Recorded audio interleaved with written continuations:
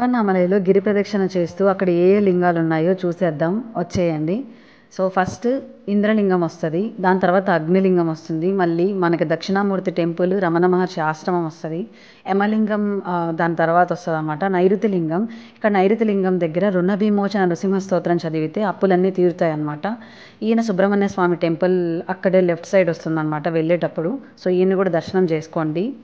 And మనకి బాబా temple వస్తుంది, బాబా temple చాలా బాగుంటుంది. అది రీచ్ అయిన తర్వాత సూర్యలింగం, వరుణలింగం, వరాహిమాతాదేవి టెంపుల్ ఉందన్నమాట, చూసుకోండి, ఓపెన్లో ఉంటుంది మ్యాక్సిమం 8:30 వరకు.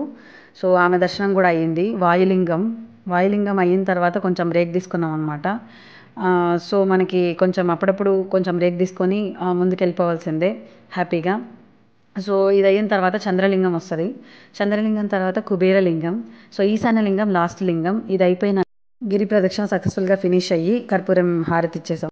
గిరి ప్రదక్షిణ చేసి వచ్చేదారిలో ఇలా పెద్ద కాళ్ళు ఇలాంటి విగ్రహాలు ఉన్నాయన్నమాట, కొన్ని క్యాప్చర్ చేశాను. ఇంకా టెంపుల్ విషయానికి వస్తే తిరువన్నామలైలో మనకి మొత్తం 4 గోపురాలు ఉన్నాయి, 4 దిక్కుల 4 గోపురాలు ఉన్నాయన్నమాట. కానీ మెయిన్ గోపురం ఏది అని అంటే రాజగోపురం దగ్గర రీచ్ అయిన తర్వాత మనం ఎంటర్ అయిన వెంటనే లెఫ్ట్ సైడ్ మనకి సుబ్రహ్మణ్య స్వామి టెంపుల్ వస్తుంది, రైట్ సైడ్ సందులాగా వస్తుంది అనమాట. ఆ సందులోకి వెళ్తే అక్కడ ఒక చెట్టు ఉంటుంది, ఆ చెట్టుకి 3 ఋషులు బల్ల రూపంలో ఉంటారు అనేది ఇక్కడ అందరూ నమ్ముతారనమాట. వాళ్ళ దర్శనం అయితే మనకి ధనం, సౌభాగ్యం అన్నీ మంచిగా పుష్టిగా లభిస్తాయి అనేది వాళ్ళ యొక్క నమ్మకం.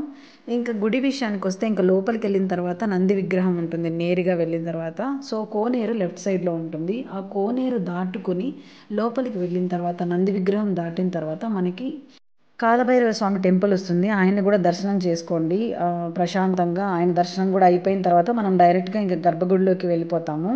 అండ్ ఇది జ్యోతి అనమాట, ఈ కార్తీక మాసంలో ఈ జ్యోతి వెలిగిస్తారు, 10 days ఫెస్టివల్లా చేస్తారనమాట. ఇక్కడ ఈ జ్యోతిని దర్శనం చేసుకుంటే మంచిది.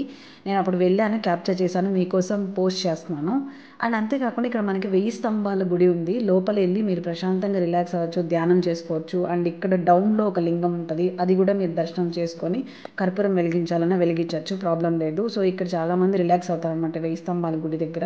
సో మీకు కావాల్సిన ప్రసాదాలు తీసుకోవచ్చు. వ్యూ అయితే ఈవినింగ్ నేను మంచిగా క్యాప్చర్ చేశాను. అండ్ దర్శనం విషయానికి వస్తే కొంతమంది గిరి ప్రదక్షిణ అయిన తర్వాత కొంతమంది దర్శనానికి వెళ్తారు, కొంతమంది దర్శనం చేసుకున్న తర్వాత గిరి ప్రదక్షిణానికి వెళ్తారు. సో మీ ఓపికని బట్టి మీ పేషెన్స్ని బట్టి మీరు ఏ రకంగా అయినా చూస్ చేసుకోవచ్చు. స్పెసిఫిక్గా ఇలానే వెళ్ళాలి అని ఎక్కడా లేదు, ఎవరు చెప్పలేదు, ఎవరు చెప్పరు కూడా. అండ్ మనకి ఆ గిరి ప్రదక్షిణ చేసిన తర్వాత నేను నైరుతి లింగం గురించి చెప్పాను కదా, ఈ నైరుతి లింగం దగ్గర ఈయన దర్శనం చేసుకున్న తర్వాత రుణ విమోచన నృసింహ స్తోత్రం చదివితే మనకి మ్యాక్సిమం అప్పులు ఉంటే అవన్నీ తీరుతాయి అని నమ్మకము. అండ్ ఈ వ్యూ విషయానికి వస్తే ఈవినింగ్ కానీ అండ్ మనకి చాలా ప్లెజెంట్గా ఉంటుంది ఈ వ్యూ, అందుకే నేను క్యాప్చర్ చేశాను.